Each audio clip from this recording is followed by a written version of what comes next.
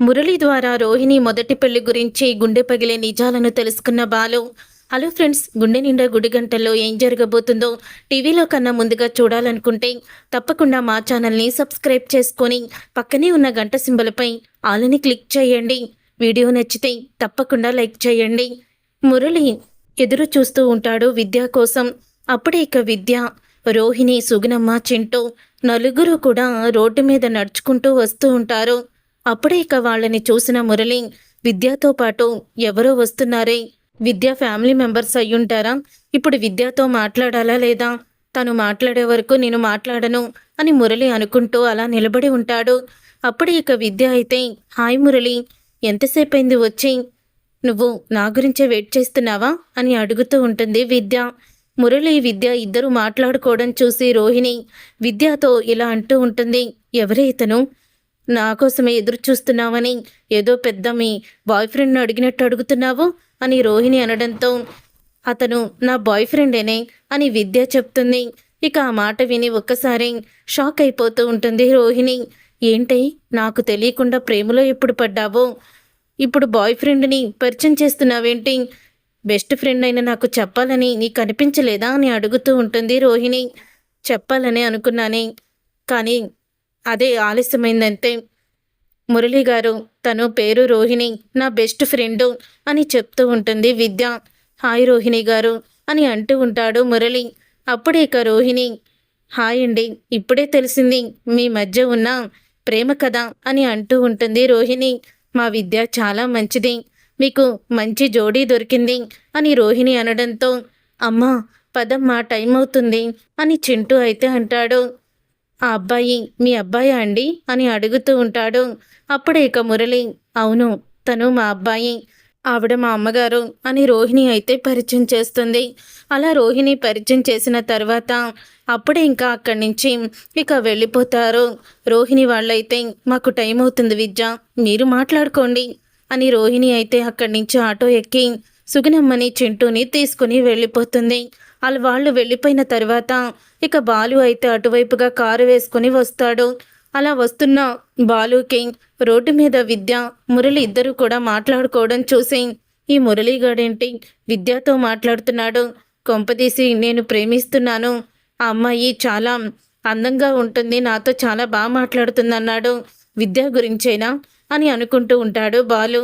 అప్పుడే ఇక మురళి అయితే, ఏంటి విద్య, నీకు ఆవిడ బెస్ట్ ఫ్రెండ్లా ఉంది అని అడుగుతూ ఉంటే, అవును, తన పేరు రోహిణి, తను బ్యూటీషియన్గా పనిచేస్తుంది అని చెప్తూ ఉంటుంది విద్య.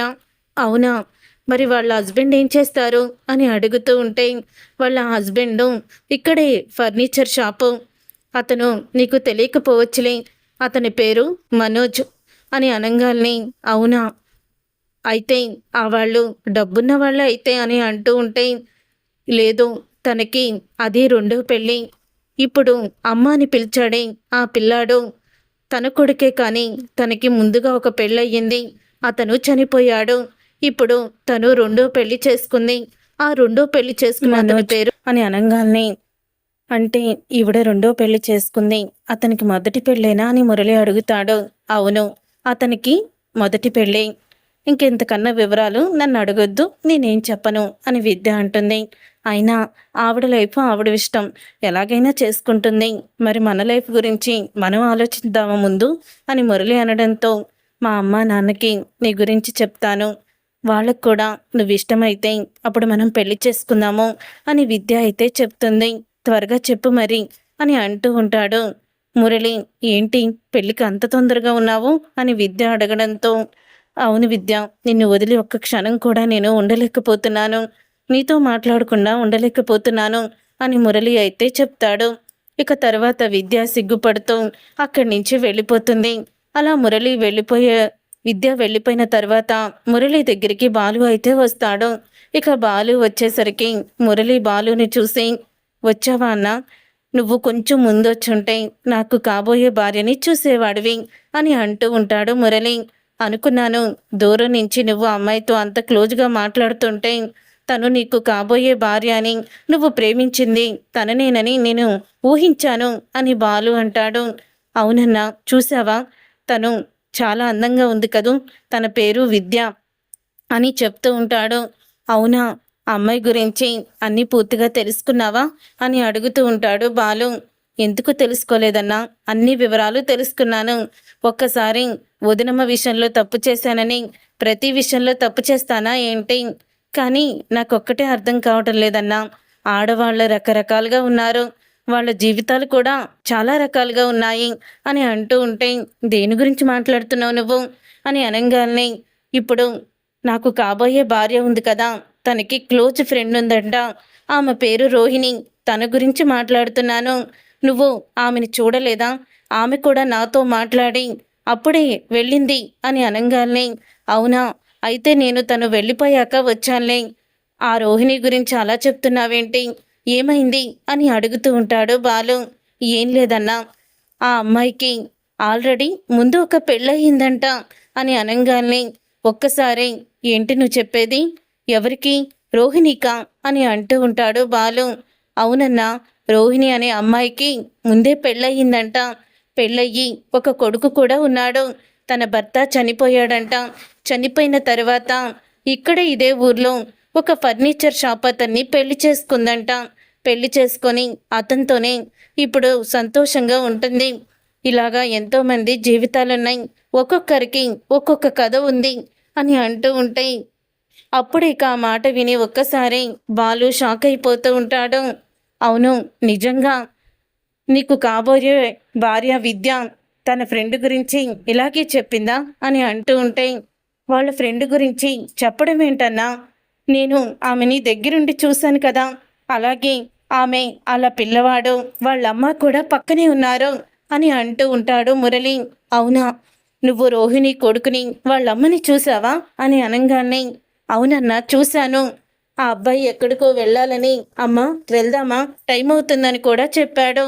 అప్పుడు వాళ్ళని నాకు ఆవిడ పరిచయం చేసింది కూడా అని మురళి అనడంతో ఒక్కసారే బాలు షాక్ అయిపోతూ ఉంటాడు. పార్లరమ్మ, నీకు ముందే పెళ్ళయ్యి ఒక కొడుకు కూడా ఉన్నాడా? అంటే నువ్వు చెప్పిన మలేషియా, తండ్రి చనిపోవడం, ఇవన్నీ కూడా అబద్ధాలే అనమాట. ఎంత అబద్ధం ఆడావు, ఎంతకి తెగించావు? అసలు నువ్వు మామూలు ఆడదానివి కాదు, నువ్వు ఆడింది మామూలు నాటకం కాదు అని బాలు అయితే షాక్ అయిపోతూ ఉంటాడు.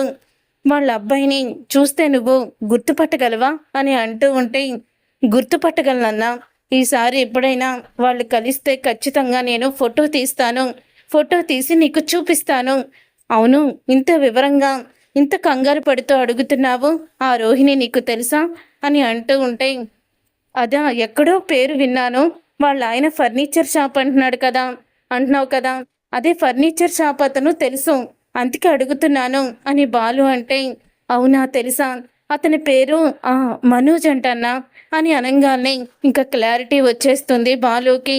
కన్ఫామ్గా రోహిణియేనని, రోహిణియే మొదటి పెళ్ళి దాచిపెట్టి మనోజ్ని మోసం చేసి పెళ్లి చేసుకుందని కన్ఫర్మ్ చేసుకుంటాడు.